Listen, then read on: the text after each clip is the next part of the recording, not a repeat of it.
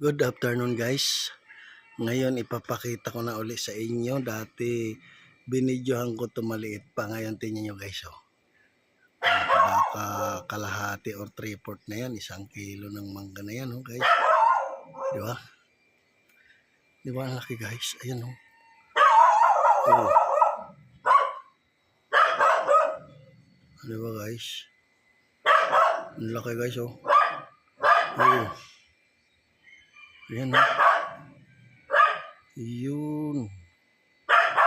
Ayan oh. Lalaki na guys. Ayan oh. Guys oh. Oh. Ang lalaki niya na guys.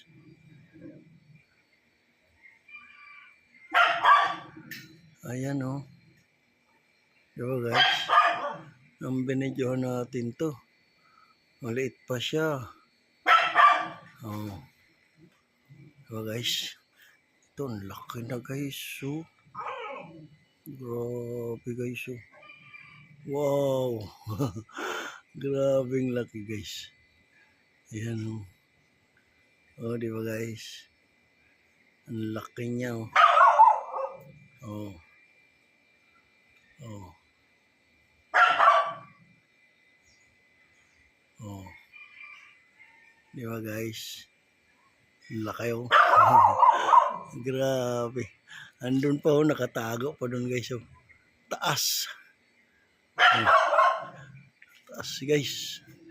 Yan oh. Diba guys oh. Grabe. Ang lalaki. Tapos dyan lumipad yung ano dyan noon oh. Oh. Yung ibon na malaki.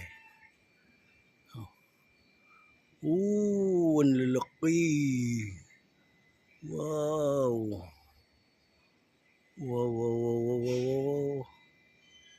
Wow, wow, wow, wow, wow. Ha. Dito mas malaki tingnan guys. Ito naman yung ano yan oh. Rambutan yan guys oh. Pinutulan lang sa ayan ibang mangga yun. Pero ito talaga ang malaki guys. Grabe no.